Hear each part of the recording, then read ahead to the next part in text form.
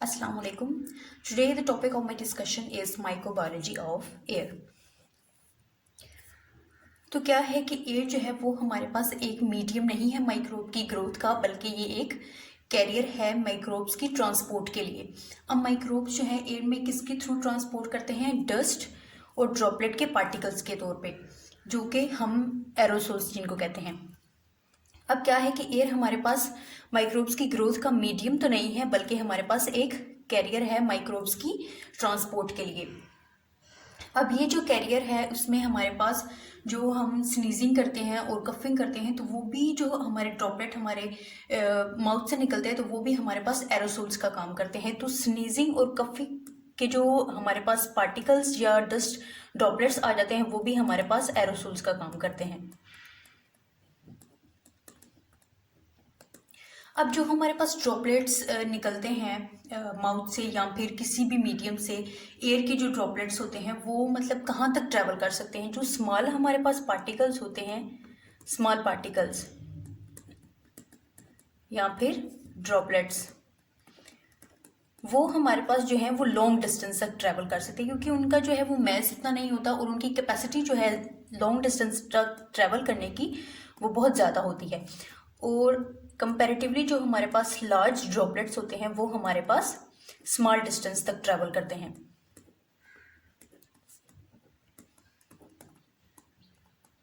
अब ये जो पार्टिकल्स हैं वो या तो फ्यू फीट तक ट्रैवल करेंगे या फिर हमारे पास मैनी माइल्स तक ट्रैवल करके चले जाते हैं। अब ये ड्रॉपलेट पे डिपेंड करता है। और कुछ जो ड्रॉपलेट्स होते हैं वो हमारे पास कुछ सेकंड्स में ही डाई आउट हो जाते हैं, उनकी कैपेसिटी इतनी नहीं होती। और कुछ जो है वो हमारे पास लॉन्गर लाइफ के लिए सरवाइव कर पाते हैं। अब ये जो ड्रॉपलेट की कैपेसिटी है एयरबोर्न डिजीजेस काज करने की, वो हमारे पास लिंक्ड है कुछ दूसरे फैक्टर्स के साथ भी। तो उन फैक्टर्स में कौन कौन से फैक्टर्स आ जाते हैं? हमारे पास सनलाइट आ जाती है सबसे पहले, फिर आ जाता है हमारे पास टेम्परेचर, और आ जाती है हमारे पास ह्यूमिडिटी। अब सवाल ये पैदा होता है कि एयरबोर्न डिजीजेस होती क्या हैं? जो डिजीजेस हमें इन डस्ट पार्टिकल्स माइक्रोब्स के थ्रू जो हमें कॉज होती हैं, उनको क्या हम कहते हैं? एयरबोर्न डिजीजेस कहते हैं। अब जो हमारे पास एयरबोर्न डिजीजेस हैं उनकी हम कुछ माइक्रोब्स देख लेते हैं जो कॉमन इनको कॉज करते हैं। तो सबसे पहले है हमारे पास tuberculosis, streptococcal infection, legionnaires, pneumonia, diphtheria, whooping cough और मेनिंजाइटिस। अब ये जो है ये माइक्रोब्स से, डस्ट पार्टिकल्स जो होते हैं, जो एयर में माइक्रोब्स प्रेजेंट है, उनसे हमारे पास ये जो है डिजीजेस कॉज होते हैं। अब इनमें से जो लेगोनरी है इसका बहुत एक बैकग्राउंड है कि एक मीटिंग हुई थी जिसमें 182 पीपल इन्वॉल्व थे। अब उधर जो समर सीजन था तो एसी बहुत पुराना लगा हुआ था, जिसमें जो है काफ़ी टाइम से डस्ट पार्टिकल्स जो पार्टिकल्स है वो कलेक्ट हो चुके थे। जब उन्होंने वो उस एसी को स्विच ऑन किया तो उसके बाद जो एयर पार्टिकल्स है वो पूरे रूम में फैल गए, जिसकी वजह से ये डिजीज़ काज हुई थी। तो 182 में से 29 जो है वो पीपल वो इस डिजीज़ से उनकी डेथ हो चुकी थी। अब इसके अलावा जो है फंजाई की कुछ स्पीशीज़ हैं वो भी हमारे पास एयरबोर्न डिजीज़ को कॉज करती है। उनमें से हमारे पास स्पीशीज़ ऑफ हिस्टोप्लाज्मा आ जाती है, ब्लास्टोमाइसिस हैं और पैराकोकिडियोस है। अब इसके अलावा हम क्या देखते हैं कि माइक्रोबियल फ्लोरा ऑफ एयर जो है उसको हम किस तरह स्टडी कर सकते हैं। तो उसमें से जो हमारे पास सबसे जो प्रॉपर और इनकॉमन टेक्निक है उसको हम क्या कहते हैं? Impingement technique. अब ये जो टेक्निक है वो बाकी जो हम टेक्निक्स यूज़ करते हैं उन सब की बेसिस है। अब इम्पिंज का मतलब क्या है कि जो माइक्रोब्स हैं वो हमारे पास कल्चर पे स्टिक कर जाते हैं। अब हम देखते हैं कि इसमें बहुत सारी टेक्निक्स आ जाती हैं। अब सबसे पहले देखते हैं कि इस टेक्निक में एक्चुअली में होता क्या है, क्या इसका प्रोसीजर है, तो वो हम देखते हैं। सबसे पहले इस टेक्निक में हम क्या करेंगे, 4 हम पेट्री डिशेज ले लेंगे, 4 पेट्री डिशेज ले लेंगे जो कि हमारे पास स्टीराइल्ड होंगी। 4 पेट्री डिश ले लिया और इन चारों के ऊपर हमने क्या रखना है? Molten media. अब मोल्टन मीडिया का टेम्परेचर जो होता है वो उसकी रेंज है 40 to 45 डिग्री सेंटीग्रेड, जो कि जो है माइक्रोब जो है उसको बियर कर सके उस टेम्परेचर को।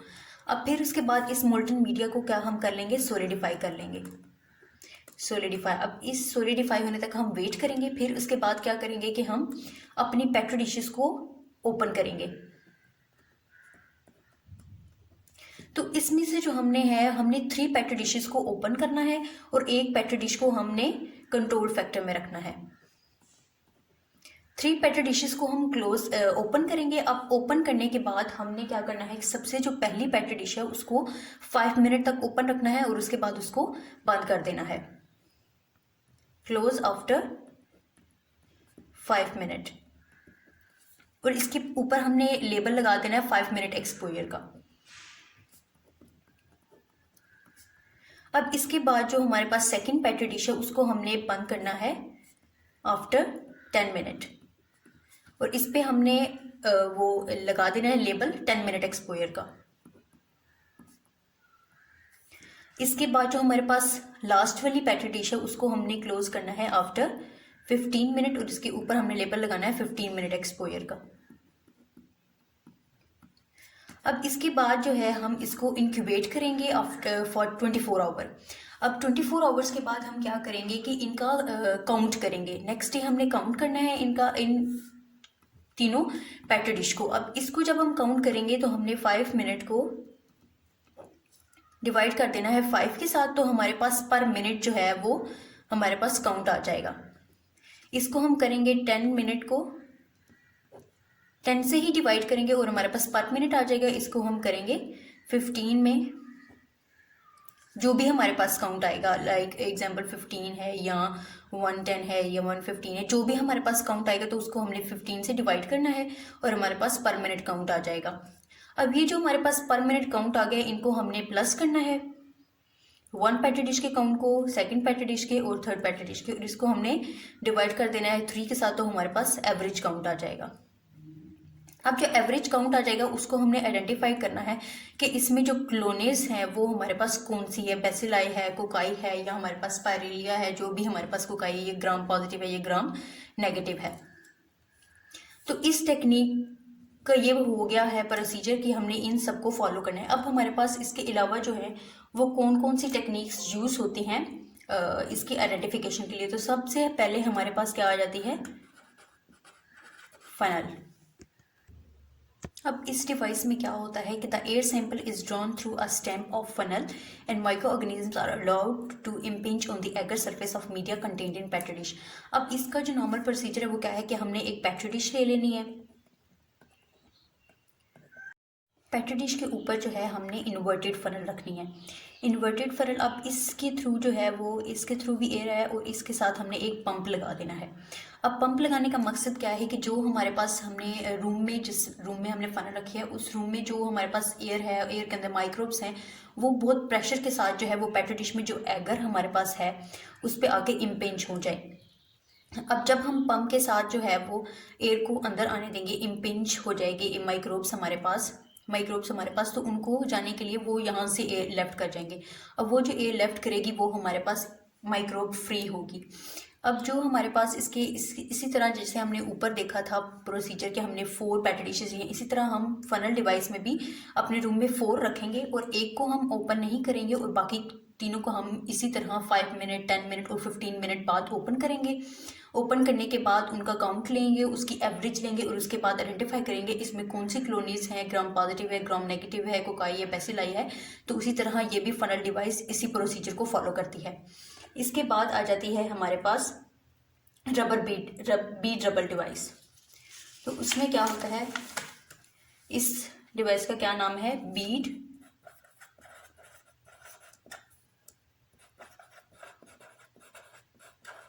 Bubbler device. अब इस प्रोसीजर में क्या है कि हमारे पास एक फ्लास्क है, ये हमारे पास एक फ्लास्क है, इसके अंदर हमने वाटर फिल किया है, वाटर फिल कर लिया है हमने और उसके अंदर हमने बीड्स डाल दिए हैं। अब बीड्स जो हैं वो हमारे पास माइक्रोब्स को साइट ऑफ अटैचमेंट प्रोवाइड करेंगे।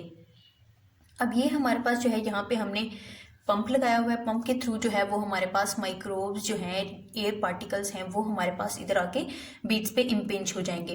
बीड्स पे इम्पिंच हो जाएंगे और यहाँ से जो हमारे पास एयर वापस जाएगी वो हमारे पास air free, microbe free air होगी।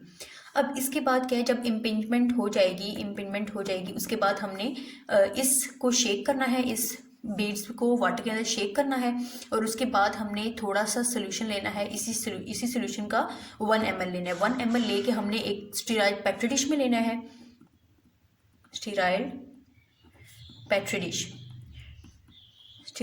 डिश में लेना है और उसके अंदर जो है वो ऑलरेडी हमारे पास मोल्टन मीडिया होगा।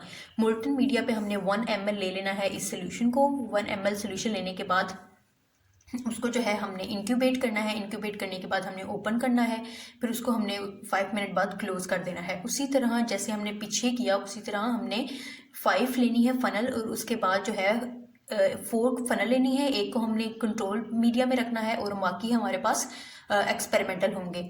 और एक्सपेरिमेंटल के बाद हमने क्या करना है, हर एक को 5 के बाद, 10 के बाद, 15 के बाद ओपन करना है और फिर उसके बाद क्या है कि उनकी आइडेंटिफाई करनी है कौन सी कॉलोनीज हैं।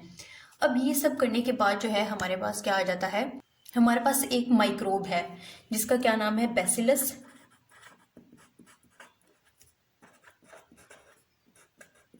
सिटाइलिस, SUBTILIS। अब ये ऐसा माइक्रोब है जो हमारे पास नॉन पैथोजेनिक है।